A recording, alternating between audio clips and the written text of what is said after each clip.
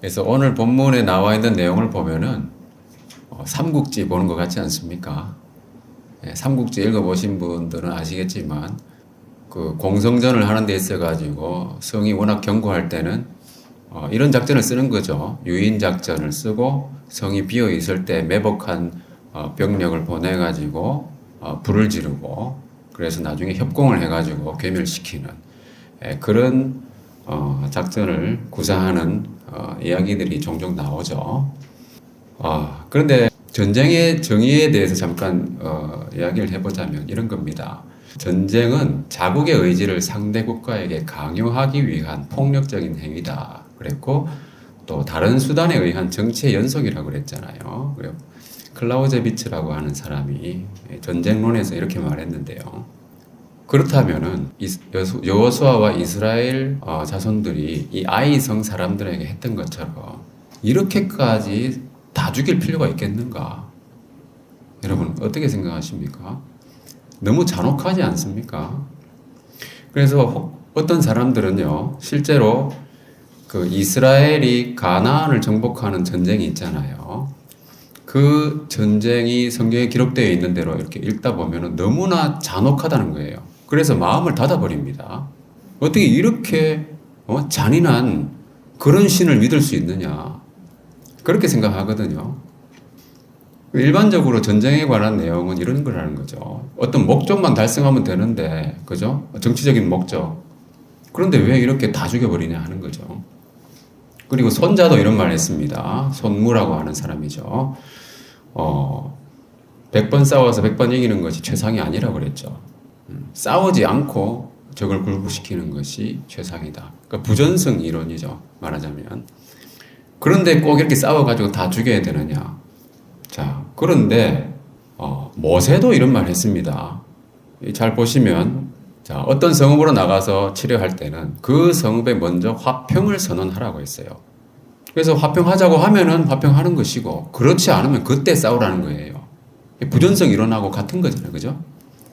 본질적으로는 같은 겁니다. 화평하기를 거부하면은 그 성읍을 에워싸 가지고 이제 전투를 하는 것이죠. 그러면 이것은 이스라엘이 가나안을 정복할 때 했던 전쟁하고 어떤 차이가 있느냐? 자, 이걸 잘 보시면요.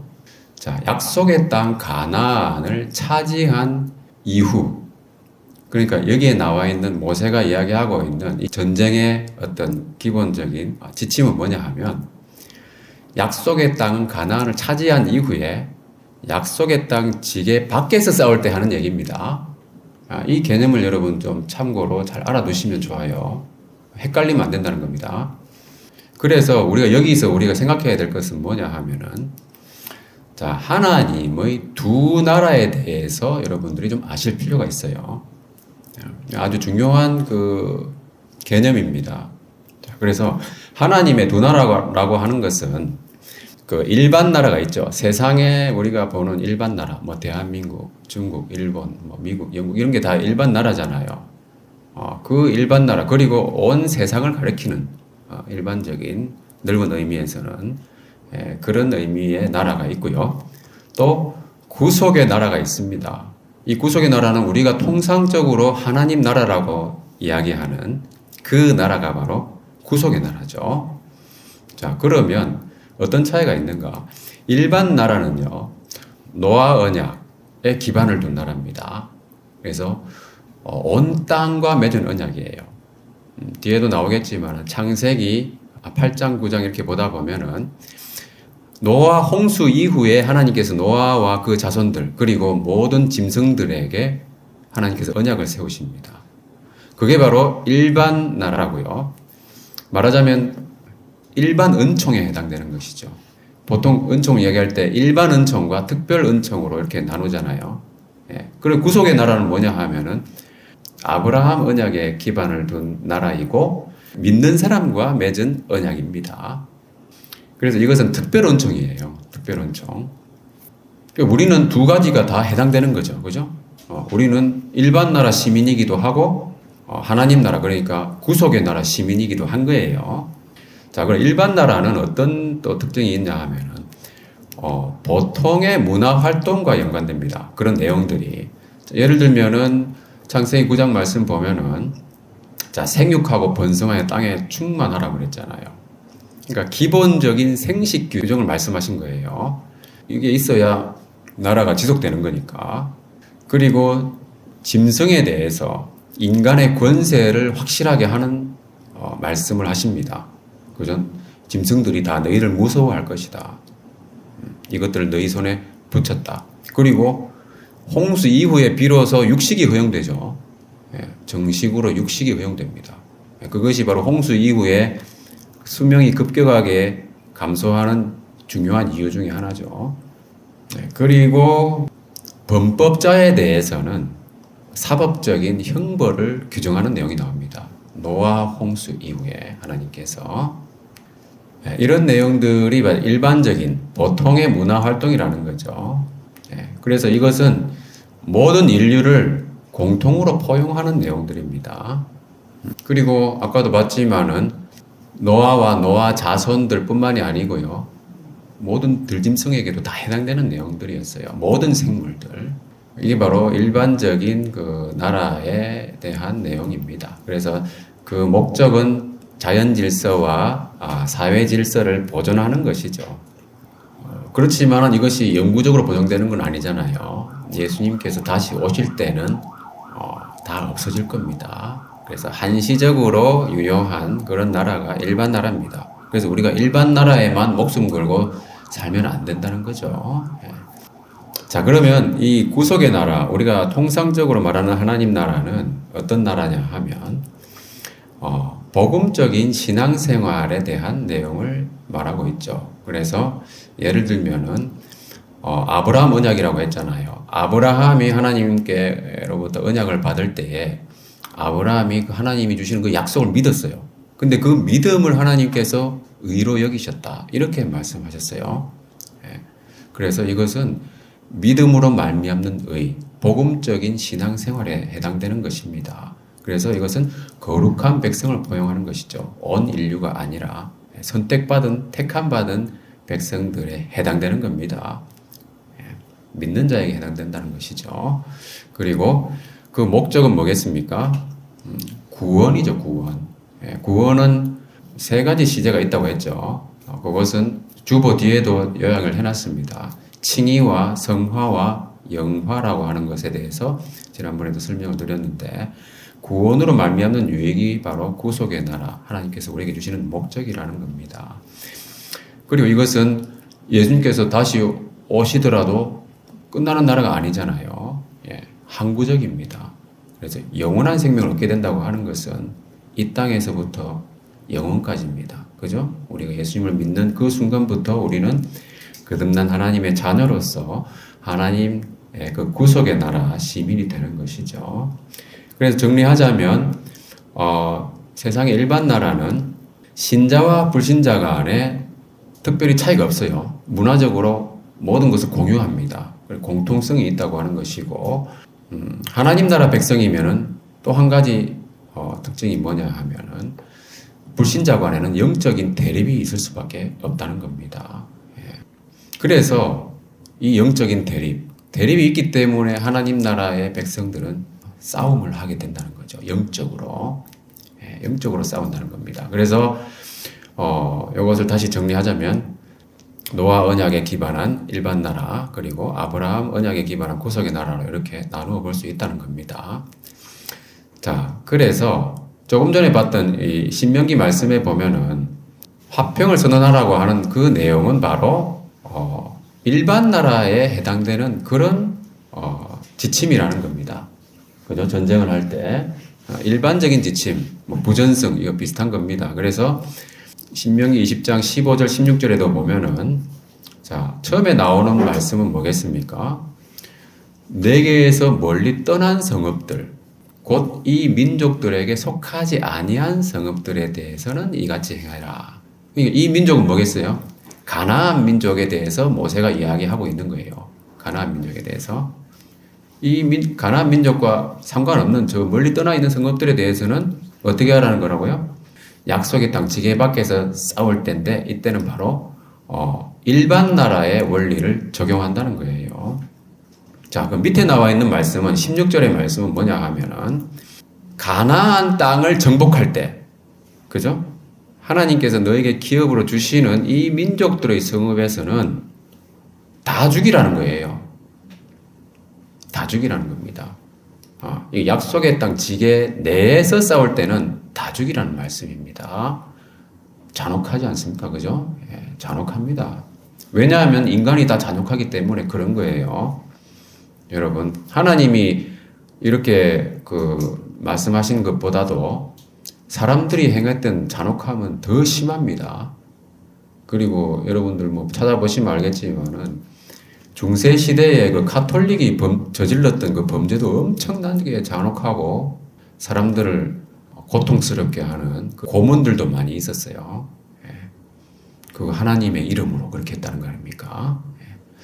잔혹한 하나님이 잔인하다라고 생각하기 이전에 자기 자신 또는 일반적인 사람들에 대해서 우선 생각해 봐야 된다는 거예요. 사람들이 정말 죄인이고 잔혹하다는 거예요. 예. 자, 그래서 이것은 바로 구속의 나라 원리를 적용한다는 겁니다. 자, 그게 무슨 말이냐? 가나안 정복 전쟁에 있어서는 구속의 나라 원리를 적용한다고 하는 것인데, 그래서 우리가 가나안 정복 전쟁에 대한 그 본질과 성격을 좀 이해할 필요가 있습니다. 자, 이것은 뭐냐 하면은 가나안 정복 전쟁은요, 두 가지가 동시에 만족되는 전쟁인데요. 우선 하나님의 심판, 그리고 하나님께서 주시는 약속하신 기업을 주시는 거예요. 예, 그것이 동시에 만족되는 전쟁이었어요. 자, 창세기 15장 말씀을 보면은 이 아브라함 언약이라고 했잖아요. 그 아브라함에게 하나님께서 말씀을 하실 때 네 자손은 4대 만에 이 땅으로 돌아올 것이다. 이렇게 말씀하셨어요. 아브라함이 지금 가나안 땅에 살고 있는데 나중에 네 자손은 애굽으로 내려가게 될 것이다. 그렇게 말씀하시고 그렇지만은 4대 만에 돌아오게 해주겠다. 이 말씀하시는 거예요. 그게 뭐겠습니까? 약속하신 기업이잖아요. 그죠? 출애굽을 통해 가지고 약속하신 기업을 얻게 해주시겠다. 그 말씀하시는 거고요. 그 뒤에 나오는 말씀은 뭡니까? 아모리 족속의 제약이 아직 가득 차지 아니함이니라 그랬어요. 이 말은 하나님의 심판을 의미하는 거예요.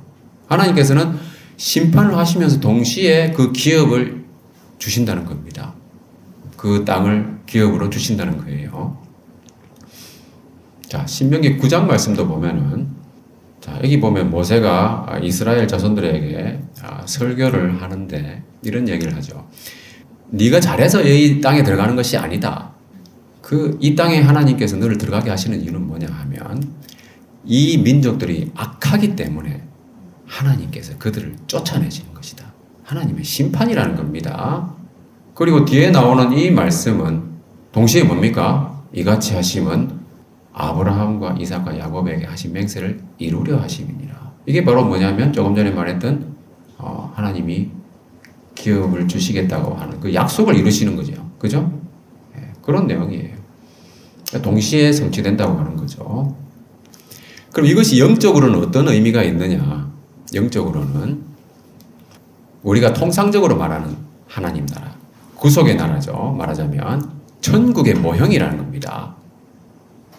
가나안 정복 전쟁은요, 천국에 들어가는 것을 예표하는 모형적인 것이고요, 그림자입니다. 그리고 우리의 신앙생활을 나타내는, 우리 신앙생활에 대한 우리가 아이디어를 얻을 수 있는 그런 성격을 가지고 있어요.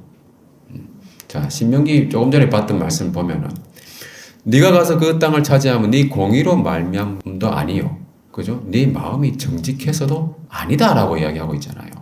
그럼 뭡니까? 그럼 뭐겠어요? 나의 공의로 얻을 수 있는 구원이 아니라는 거잖아요. 그것은 바로 믿음으로 말미암는 의를 암시하고 있는 말씀이죠. 예. 하나님께서 거저 주신다는 거잖아요.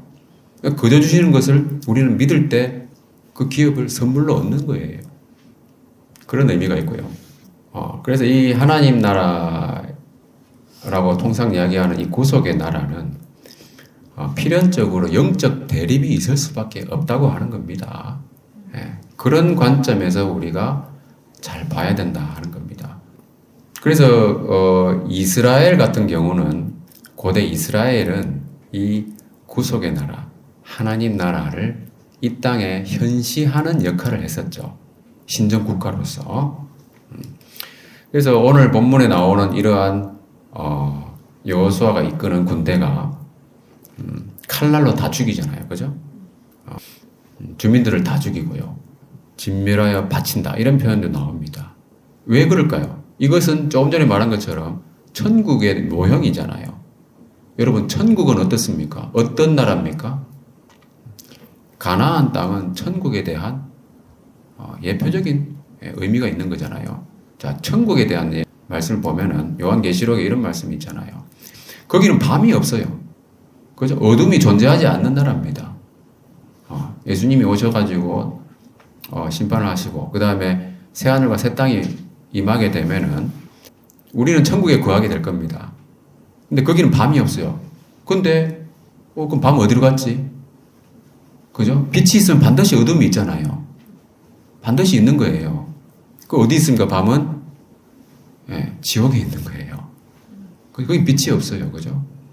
빛이 있죠. 뜨거운 빛이 있는 거죠. 뜨거운. 불과 유황으로 타는 못이라고 했으니까요. 그래서 이 천국에는요, 밤이 없고 속된 것이나 가정한 것, 거짓말하는 자 들어가지 못한다고 그랬습니다. 그러니까 천국은 완전한 곳이에요. 그러니까 천국을 예표하는 이 가나안 정복 전쟁, 가나안에서는 우상을 숭배하는 이 죄악이 관영한 사람들은 다 진멸해버려야 된다는 거예요.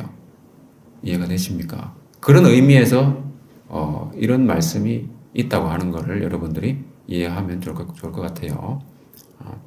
자, 그래서 영적으로는 이것이 우리에게 어떤 의미가 있느냐 하면은 진멸해야 된다고 하는 것이, 자, 우리가 이 땅을 살아가는 데 있어서 천국 시민으로 살아가잖아요. 그죠? 하나님 나라의 백성으로 살아갑니다. 그렇게 살아간다고 하는 의미는 땅에 있는 지체를 죽이라고 그랬어요. 그죠? 진멸해야 된다고 하는 겁니다. 그게 뭡니까? 음란과 부정과 사욕과 악한 정욕과 탐심, 그것은 우상 숭배라고 그랬죠. 이것들로 말미암아 하나님의 진노가 임한다고 그랬습니다. 그러니까 가나안 족속들은요, 물론 다른 족속들도 다 마찬가지였어요. 그러나 하나님께서 약속하신 그 기업이 가나안이었기 때문에 그 땅에 사는 주민들에 대해서 하나님이 진노하신 거잖아요. 그죠? 진노하는 이유가 뭡니까? 여기 나와 있는 이러한 지저분한 일들 때문이라는 겁니다. 이거는 없애버려야 된다는 거예요. 쉽게 말하면. 근데 우리가 이 땅을 살면서 그런 살상을 한다거나 그렇게 하라는 의미가 아니죠. 지금 이 시대에는. 뭐냐 하면은 내 안에 있는 더러운 것들, 그죠? 경건치 못한 것들을 죽이라는 거예요. 그 속 사람이 거룩해질 수 있도록 사도 바울도 그런 말 했잖아요. 내가 내 몸을 쳐서 복종하게 한다.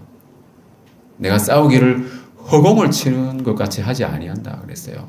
헛되게 싸우지 않는다고 그랬습니다. 그 자기 자신과의 싸움인 거예요, 결국. 우리 안에 있는 거룩하지 못한 자아가 있잖아요. 그것과 싸우는 겁니다.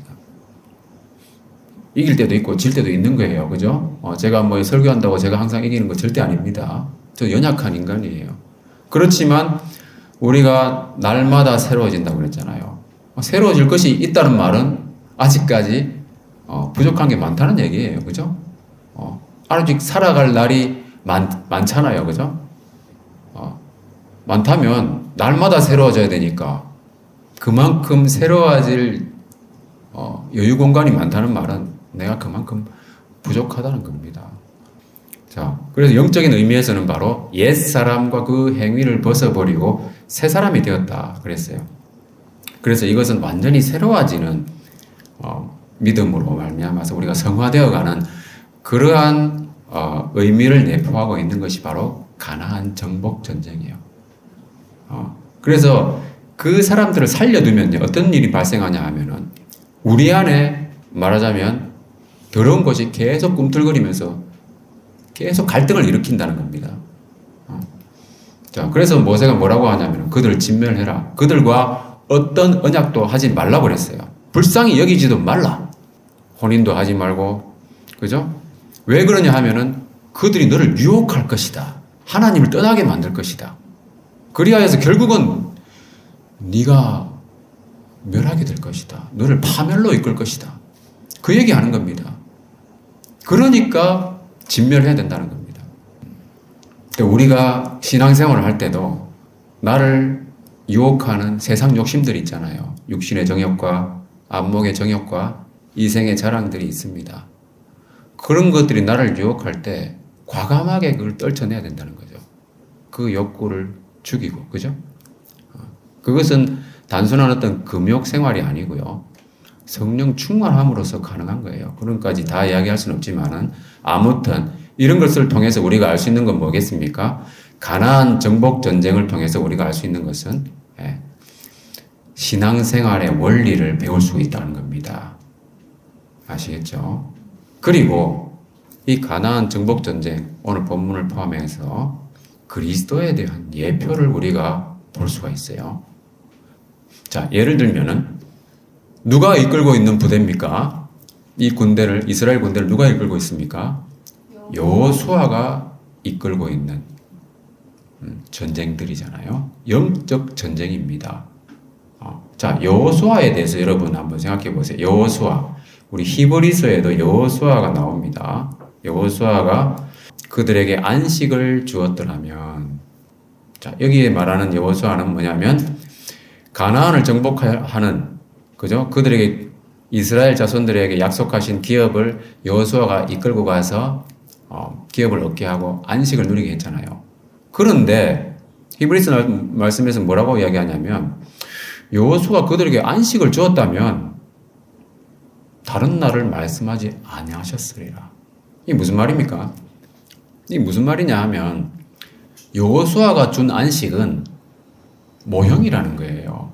가나안에 들어간 것은 우리가 궁극적으로 최종적으로 얻게 될 영원한 생명, 그 영원한 하늘나라에 대한 모형이라는 겁니다.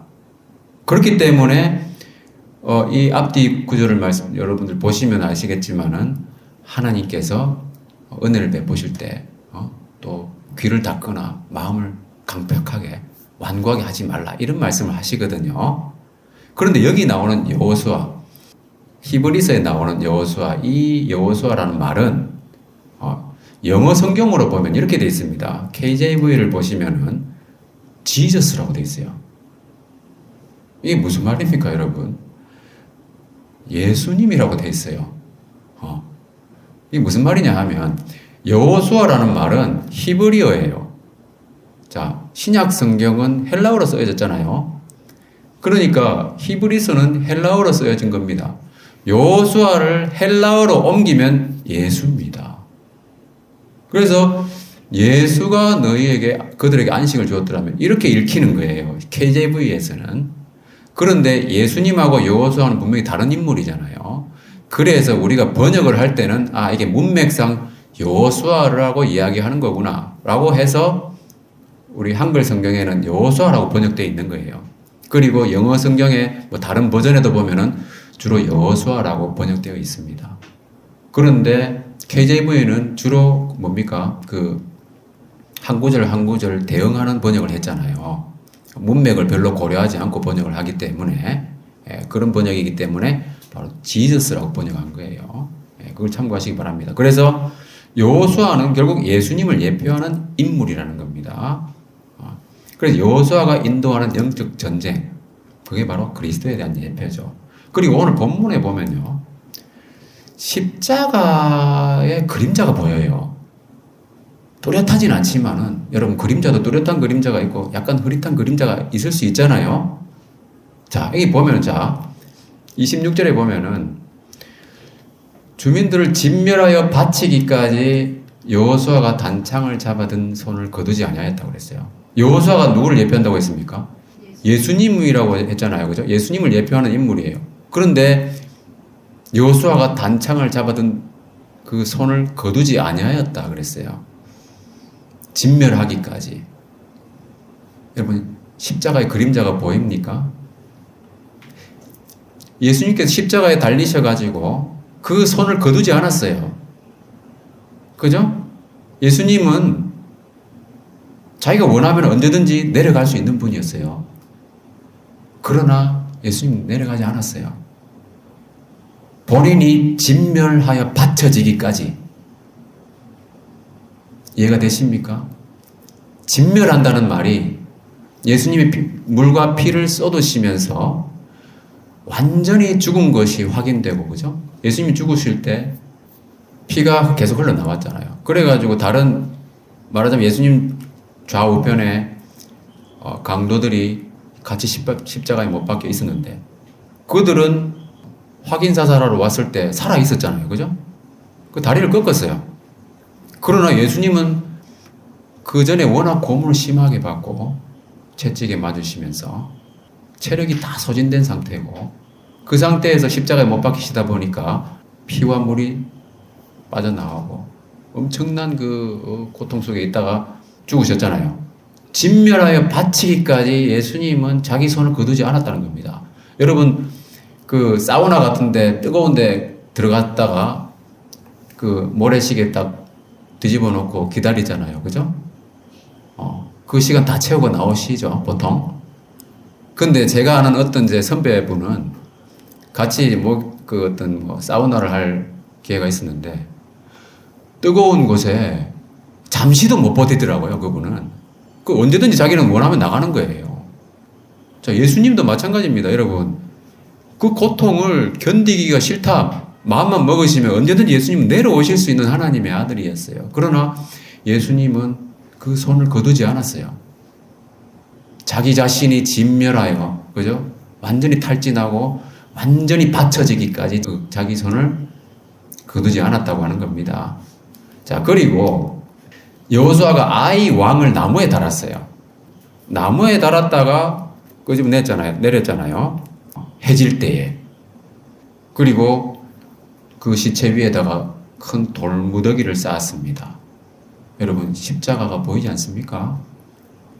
흐릿하긴 하지만 예수님이 나무에 달려있잖아요. 그죠? 그리고 해질 때에, 어두워졌을 때에 나무에서 내려가지고 무덤에 드리고, 그 다음에 큰 돌을 굴려가지고 아무나 접근하지 못하도록 했습니다. 이게 바로 뭐냐 하면, 우리가 정확하게 이것이 대응된다라고 볼 수는 없지만은, 자, 여러분 생각해 보세요. 아이 왕을 이스라엘 백성들이 왜 나무에 달았을까요? 그냥 죽이면 되잖아요. 진멸하라고 하셨으니까. 그 사람도 아마 여기 성경에는 구체적으로 나와 있지는 않지만은 엄청난 악행을 저지른 사람이었을 거예요. 그래서 신명기 말씀에도 보면은 사람이 만일 죽을 죄를 범함으로 네가 그를 죽여 나무 위에 달거든, 이런 얘기 나옵니다. 나무 위에 다는 이야기가 나오거든요. 그래서 이 나무에 달린 사람은 바로 하나님께 저주받은 자다, 이렇게 이야기하고 있습니다. 그런 사람은 오랫동안 달아놓지 말라는 거예요. 저주받은 사람은. 근데 그 저주를 누가 받았습니까? 그 악행에 대한 대가를 예수님이 받았잖아요. 그죠? 다 같이 읽어보겠습니다. 갈라디아서 말씀 시작. 그리스도께서 우리를 위하여 저주를 받은 바 되사 율법의 저주에서 우리를 선량하셨으니 기록된 바 나무에 달린 자마다 저주 아래에 있는 자들이 있습니다. 그렇게 나무에 달 정도로, 그죠? 아이성의 그 왕은 나쁜 짓을 저질렀던 사람들이었고, 또 이스라엘이 첫 번째 전투에서 패해가지고 30몇 명이 죽었잖아요. 그죠? 그러니까 얼마나 이스라엘은 어떤 감정이, 나쁜 감정이 있었겠죠. 그런 것도 포함되었을지는 모르겠지만은, 아무튼 그래서 나무에 달 만큼 그렇게 처형을 했다는 겁니다. 근데 말하자면 이게 예수님께서 십자가에 못 박힌 거는 예수님이 죄가 있어서 그런 게 아니잖아요. 그죠? 인류의 모든 나의 죄를 예수님께서 담당하시기 위해서 그렇게 저주를 받으신 거예요. 그러니까 우리는 율법의 저주에서 속량된 것이죠. 잘 보면은 오늘 본문의 맨 마지막에 보면 이런 말씀이 있습니다. 아이성 전투가 끝난 이후에 이스라엘 사람들이 다 모여서 에발산과 그리심산에 가서 예배도 드리고 모세 율법을 낭독했습니다. 근데 여기 보면은 온 이스라엘 사람들만 간 게 아니고요. 본토인뿐 아니라 이방인까지라고 그랬어요. 그리고 이 뒤에도 보면은 밑에도 보면 뭐라고 되어 있습니까? 여호수아가 이스라엘 온 회중과 여자들과 아이와 그들 중에 동행하는 거류민들 앞에서, 그러니까 모든 사람이 듣는 데서 그 말씀을, 율법의 축복과 저주의 말씀을 낭독했다는 거예요. 자, 그러면 이 말씀을 들었는데 율법의 축복을 받을 사람이 얼마나 있을까요? 아니면 율법의 저주를 받을 사람이 얼마나 있을까요? 어떤 쪽이 더 많을 것 같아요? 모든 사람에게 선포된 말씀이잖아요. 그죠? 상징적으로. 그래서 로마서 말씀에 보면은 모든 입을 막고 온 세상으로 하나님의 심판 아래 있게 했다는 겁니다. 그죠? 그러니까 율법을 모든 사람에게 전파한 거예요. 사람들은 그래서 율법의 행위로 하나님 앞에 의롭다 하심을 입을 육체가 없다고 하는 말씀입니다. 이해가 되시죠? 이것도 하나의 말하자면 그리스도에 대한 모형, 복음에 대한 모형이죠. 그런데 율법 외에 그럼 우리가 의롭다함을 얻을 방법이 있습니까, 여러분? 행위 외에 의롭다함을 얻을 방법이 있느냐? 나의 의로는 안 되는데 그럼 뭐로 됩니까? 하나님의 의로 된다는 거예요. 그죠? 나의 의는 너무나도 하찮은 의잖아요. 더러운 의라고 했습니다. 그러나 하나님의 의는 완벽한 의다. 그래서 예수 그리스도를 믿음으로 말미암아 모든 믿는 자에게 미치는 하나님의 의다. 믿음으로 말미암는 의. 그것이 바로 가나안 정복 전쟁에 특히 오늘 본문에 나와 있는 내용에서 우리가 찾아볼 수 있다고 하는 겁니다. 그래서 이 승리는, 이 하나님 나라 백성의 싸움은 하나님이 주시는 승리라는 거예요. 왜냐하면 이 전쟁 자체가 하나님께 속했기 때문에. 그래서 하나님이 주시는 싸움을 우리가 싸운다고 했을 때에 우리가 주의해야 될 점은 뭐겠습니까? 아이성 전투를 하는 데 있어가지고 이번에 오늘 본문에 나온 내용은 두 번째 전투잖아요. 그죠? 첫 번째 전투에서는 졌어요. 왜 졌습니까? 아간의 죄 때문에 졌죠. 여기 뭐라고 나오냐 하면은 신명기 말씀에 보면은 네 하나님 여호와께서 너를 구원하시고 적군을 내게 넘기시려고 내 진영 중에 행하심이라. 그러므로 내 진영을 거룩히 하라 그랬어요. 진영을 거룩하게 하지 않으면은 하나님이 떠나신다는 겁니다. 하나님이 떠나시면은요, 적군과 맞서 싸워서 이길 수가 없다는 겁니다. 하나님이 주도하시는 그 싸움에서는. 그래서 시편 66편 18절을 다 같이 읽어보겠습니다. 시작. 내가 나의 마음에 죄악을 품었더라면 주께서 듣지 아니하시리라. 영적으로는 이런 의미가 있다는 거예요. 우리가 마음속에 죄악을 품으면 안 된다는 겁니다. 그러면은 기도 응답이 안 되는 거예요. 아무리 기도를 많이 해도요, 의도가 잘못되거나 죄가 있다면은 하나님께서는 그 죄부터 해결을 하라고 말씀하시는 거예요. 그래서 아간의 범죄로 인해서 하나님께서는 진노하셨어요. 그래서 정찰을 보내보니까 정찰병이 갔다 왔는데 그 별것 아니니까 3,000명만 보내세요. 이렇게 말했어요. 그런데 가가지고 혼쭐 나고 또 돌아왔잖아요. 그죠? 그러니까 여호수아가 울고 난리 났습니다. 그래서 하나님께서 바친 물건을 가진 자가 있다 말씀하셔가지고 결국은 아간을 찾아냈죠. 찾아내가지고 아간을 잡아가지고 처형을 하고, 그랬더니 맨 마지막에 뭐라고 나오냐 하면 여호와께서 그의 맹렬한 진노를 그치셨다 이렇게 나오는 거예요. 그래서 우리가 해야 될 점은 뭐냐면 하나님이 주도하시는 이 싸움에 있어서는 반드시 진영을 거룩하게 해야 된다. 아간의 범죄로 인한 그 진노를 하나님께서 거두신 이후에 하나님께서는 다시 말씀하시는 거예요. 이제 다시 싸우러 가라. 이제 함께 하시겠다. 내가 이 성을 너희에게 넘겨주겠다. 약속하시는 거예요. 그러면서 뭐라고 하시냐면 군사를 다 거느리고 가라. 그리고 복병을 두라. 이런 말씀을 하십니다. 그러니까 하나님께서 승리에 대해서 약속하시고 함께 하신다고 약속하시고 또 직접적으로 전략 전술까지도 말씀하셨어요. 모든 역량을 투입해라. 그죠? 3,000명만 올라가면 안 된다. 그 당시에 60만 대군이었잖아요. 그죠? 이스라엘 군대가. 최선을 다하라는 거예요. 그리고 매복 작전을 해라. 이번에는.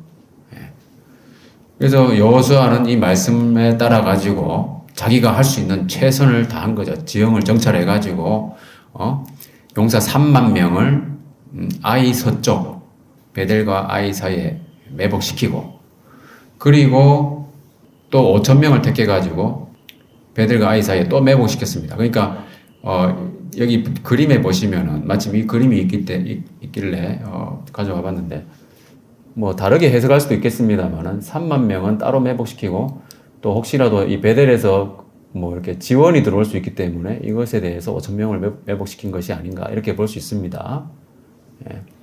여호수아는 북쪽에 있고요. 아이 서쪽에 3만 명을 매복시키고 3만 명도 절대 적은 병력이 아니죠. 로마 군대가 강했던 이유도요. 적이 적다고 해서 절대 적은 병력을 보내지 않았어요.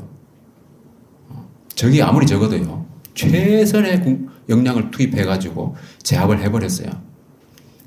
그래야 우리 군대의 피해를 최소화할 수 있기 때문에. 지금 우리나라도 지금 뭐 어떤 한남동에서 그런 일이 있잖아요. 그죠? 적이 뭐 예를 들면 적다고 해가지고 적게 보내면 안 된다 이거죠. 최소한 뭐 경찰 병력을 뭐 1,000명 이상 투입한다고 그런 얘기 나오고 있는데 아무튼 모든 역량을 집중해라 이런 말씀입니다. 그래서 이 말씀 보면은 또 하나님께서는 전쟁 중에도 전투 중에도 지시를 하십니다. 여호수아에게 손에 잡은 단창을 들어서 아이를 가리키라 하시면서 지시를 하셨어요. 그래서 함께 싸우시는 하나님이다 하는 걸 알 수 있습니다. 가서 싸우러 가라. 나는 여기 있을게. 이게 아니고 하나님은 만유의 하나님이시기 때문에 우리가 모든 싸움을 싸울 때에 항상 함께 하신다는 겁니다. 자, 잠언 말씀 다 같이 읽어보겠습니다. 시작. 지혜로도 못하고 명철로도 못하고 모략으로도 여호와를 당하지 못하느니라. 자, 이 말씀은 뭡니까? 어떤 것으로도 하나님을 당할 수 없다는 말씀이잖아요. 그렇다고 해서 지혜를 무시하거나 명철을 또는 모략을 저버리라는 말이 아닙니다. 하나님과 함께, 그죠?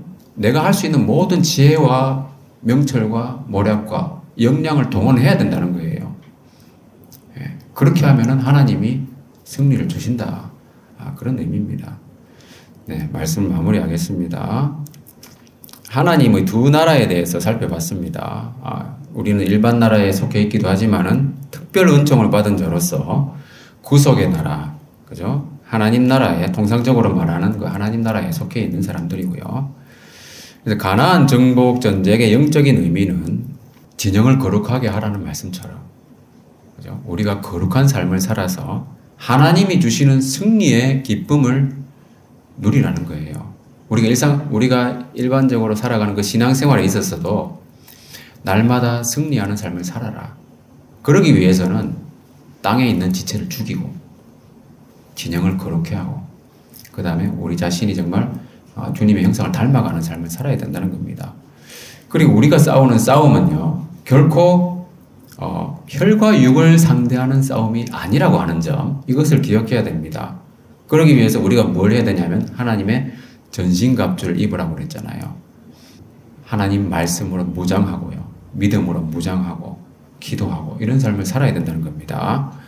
그래서 이 싸움은 하나님께서 이 싸움의 시작과 과정과 끝까지 다 함께 하신다고 약속하셨어요. 그리고 이런 내용들을 통해서 보여주시잖아요. 그죠? 그래서 우리는 여호수아가 그랬던 것처럼 거룩한 삶을 살면서 모든 역량을 투입하면서요 날마다 승리하시는 저와 여러분 되시기를 주님의 이름으로 축원합니다.